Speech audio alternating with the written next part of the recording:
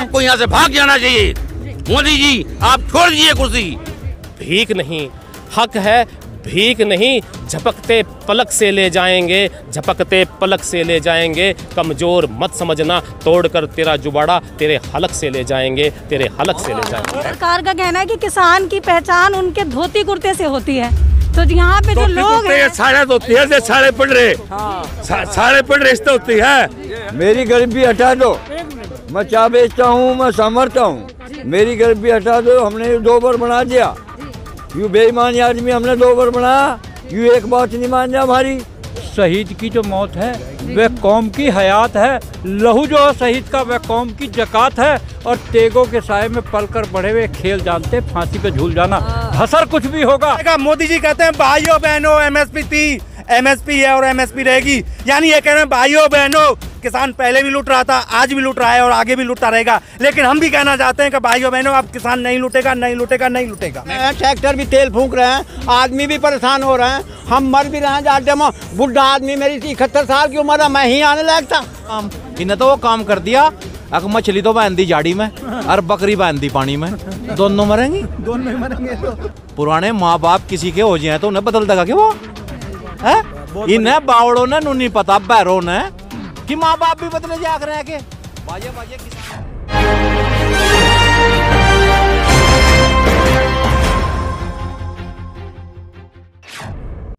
नमस्कार, सत श्री अकाल। मैं सुष्मिता तिवारी, प्रोग्राम में स्वागत है आपका खबर की तह तक।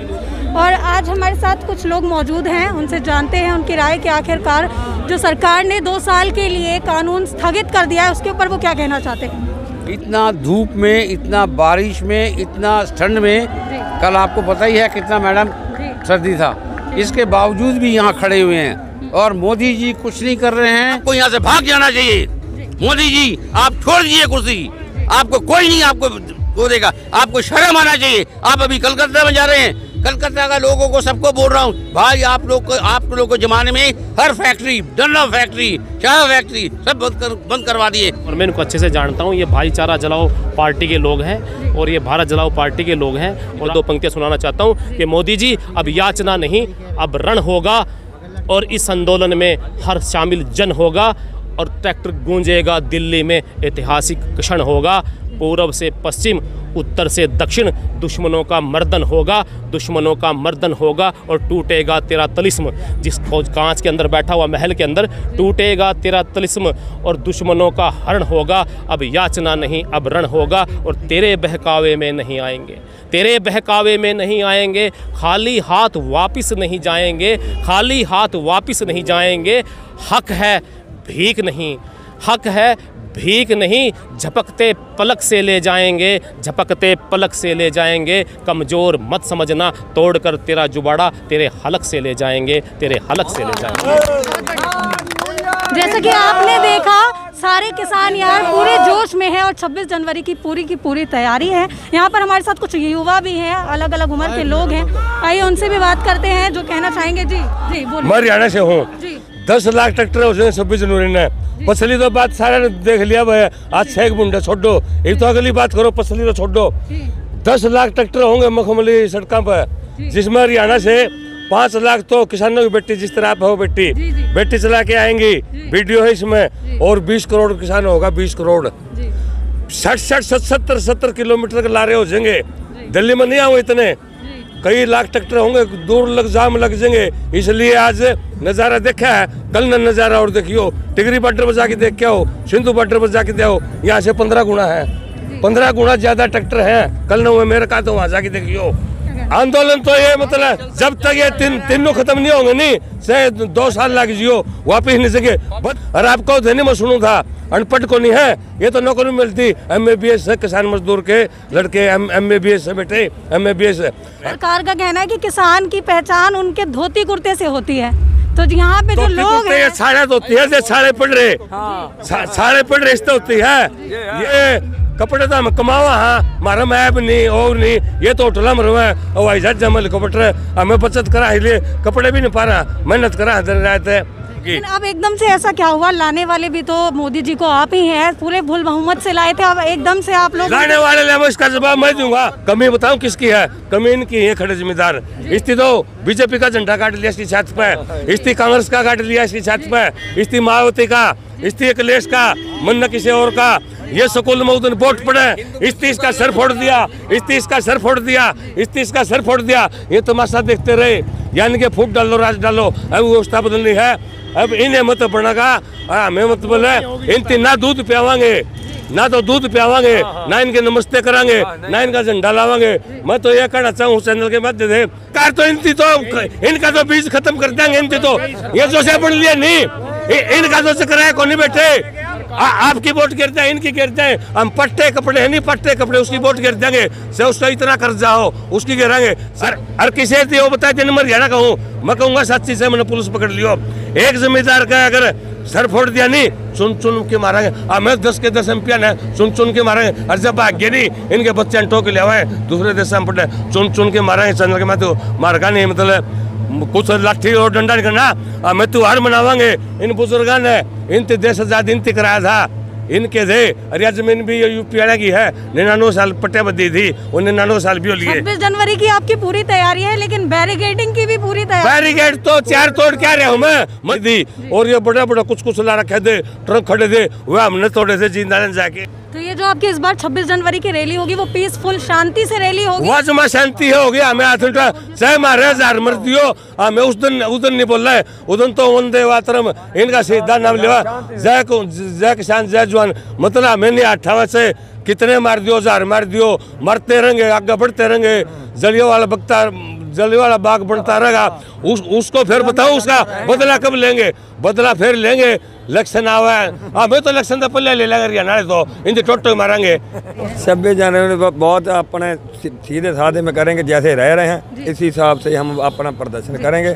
किसी से हमारी कोई लड़ाई नहीं, ना सरकार से है, खाली हमारी पेट की लड़ाई है। वो अपने कानून वापस कर लें तो हम अपने घर पर चले जाएं। और जहां हम कोई वैसे बैठने खाली नहीं है, खाली आजकल ऐसा टाइम है कोई 1-10 मिनट लिए खाली नहीं है। मोटरसाइकिल चलता है तो उस घर पर आता है, तुरंत दूसरी जगह चल जाता है। तो ये जो आप बहुत अपनी शांति से करेंगे, जो कोई कहेगा उनको भी रोकेंगे। हम शांति से रहना है, हम जारी हम शांति की लगाई है और शांति से ही रहना है। और ठीक है, 26 जनवरी सर पर है और आपने 55 लाख झंडों की सरकार से मांग की थी, क्या हुआ? पूरा हुआ? सरकार ने कोई झंडा नहीं दिया है, ये सब हमारे प्राइवेट झंडे हैं, आपस में लेकर आ रहे हैं। ऐसा है, इन लोगों ने किसान के बिल्कुल उल्टी हैं, कोई मदद नहीं है। आप किसी से पूछ के देख लो, वो कोई भी सरकारी सहूलत है, खाली एक पुलिस के अलावा और कुछ ही नहीं है। सरकार का कहना है कि जो आप लोग आंदोलन कर रहे हैं उससे आप ही का नुकसान है, क्योंकि यहाँ पे शहादत बढ़ती जा रही है किसानों की। उस पर क्या? ऐसा नुकसान तो हमारा ये भी है, जब हम घर पर चल जाते हमारा उससे भी ज़्यादा नुकसान होएगा। जो आने वाले जो बच्चे होंगे वो कहाँ खेती करेंगे? जब बड़े बड़े लोग आगे बड़े बड़े ट्रैक्टरों से साधन से वो कर लेंगे, मेरा ट्रैक्टर कहाँ चलेगा? मेरी दुकान कहाँ चलेंगे? जब मॉल खुल जाएंगे। मुझे कितना आदमी है अपने धंधे में लगा है, पैसा तभी देता है जब कोई काम करे। तो जब कोई काम नहीं मिलेगा तो हम तो पैदल हो जाएंगे। ये घर पर जाते हैं तभी बेकार हो जाते हैं, जहाँ बैठे हैं हमें कोई सुनता नहीं। कहना चाहता हूँ कि जब मोदी सरकार जी सब काम अच्छा ही कर रहे हैं तो उनको एक बार जो इलेक्शन होता है मशीन को बदल करके बैलेट पेपर शॉर्ट करा तो उनको पता खुद ही लग जाएगा किसान के साथ में कितना अच्छा कर रहे हैं। मगर उससे क्यों नहीं मानते, उसको क्यों नहीं कराना चाहते हैं? जब जापान की बनी हुई मशीन जापान वाले नकार दिया, नहीं कराते वोट, वो बैलेट पेपर से कराते हैं, तो यहाँ क्यों ऐसे होता है? ये क्यों नहीं इस बात को मानते हैं? ये तो गुमराह करते हैं कि दिल्ली में केजरीवाल कैसे जीत जाते हैं, वो कैसे जीत जाते हैं, और उसको वोट से उससे कराना नहीं चाहते हैं। ये सब काम अच्छा कर रहे हैं तो इसको भी करा के देखें। वो क्या कहना चाह रहे हैं? ईवीएम मशीन जाली है? ये मशीन जाली है, पक्का जाली है, 100% जाली है। जहाँ मुसलमान क्षेत्र है उस क्षेत्र में जाकर देखा जाए वहाँ पे कैसे वो जीत जाते हैं, जब वहाँ के मुसलमान वहाँ वोट नहीं दिए उनको तो वहाँ कैसे जीत गए। इस बात से पक्का पता लगता है कि यहाँ बेईमानी सरासर हो रही है। सरकार को लाने वाले भी तो हाँ, वो यूं कहता मेरी गरीबी, सुनिए मेरी गरीबी हटा दो, मैं चाय बेचता हूँ, मैं समझता हूँ, मेरी गरीबी हटा दो। हमने 2 बार बना दिया, यू बेईमान आदमी हमने 2 बार बनाया, यू एक बात नहीं मान जा हमारी, हमने 2 मानी इसकी, एक मान लो हमारी, यू टक्कर ले रहा है, यू करेगा और गया। ये जनता 130 करोड़ जनता का पेट भरने वाले किसान है जो 130 करोड़ जनता को खिलाते हैं, जिसमें से आप भी शामिल हो, प्रधानमंत्री शामिल है। तो ये अपना खर्चा अपने आप उठा रहा है, इसमें सरकार का कोई सहयोग नहीं। लेकिन आपने कहा कि शहीद हो गए, शहीद की जो मौत है वह कौम की हयात है, लहू जो है शहीद का वह कौम की जकात है, और तेगों के साए में पलकर बढ़े हुए खेल जानते फांसी पे झूल जाना। हसर कुछ भी होगा, परेड हम देश का सम्मान करते हैं। गणतंत्र दिवस सरकार का ही नहीं, गणतंत्र दिवस इस गणों का, हम गण हैं। गणतंत्र दिवस पूरे देश का है, और ये सभी, और ये न केवल राष्ट्रीय है, अंतर्राष्ट्रीय है, और इसमें अंतर्राष्ट्रीय छवि भी हम उसको खराब नहीं करेंगे।